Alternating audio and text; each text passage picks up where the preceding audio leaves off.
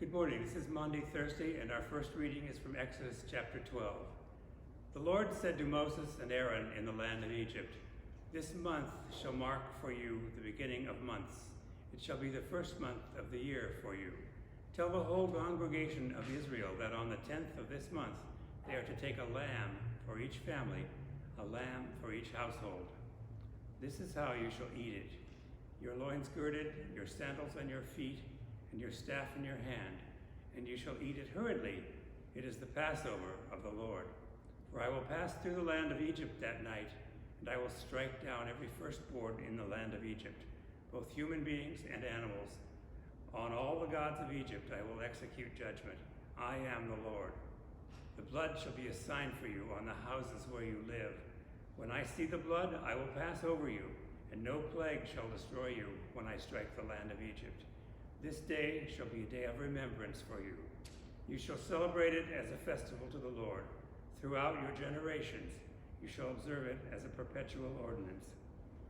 Word of God, word of life. Thanks be to God.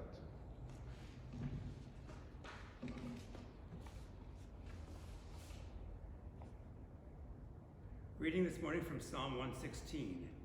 I love the Lord who has heard my voice and listened to my supplication. For the Lord has given ear to me whenever I called. How shall I repay the Lord for all the good things God has done for me? I will lift the cup of salvation and call on the name of the Lord.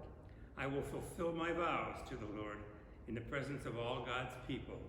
Precious in your sight, O Lord, is the death of your servants. O Lord, truly I am your servant. I am your servant, the child of your handmaid, and you have freed me from my bonds. I will offer you the sacrifice of thanksgiving and call upon the name of the Lord. I will fulfill my vows to the Lord in the presence of all God's people. In the courts of the Lord's house, in the midst of you, O Jerusalem.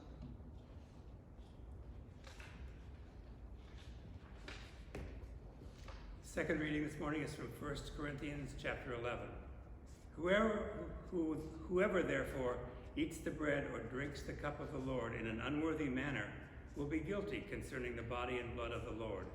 Let a person examine himself then, and so eat of the bread and drink of the cup. For anyone who eats and drinks without discerning the body eats and drinks judgment on himself. Word of God, word of life. Thanks be to God.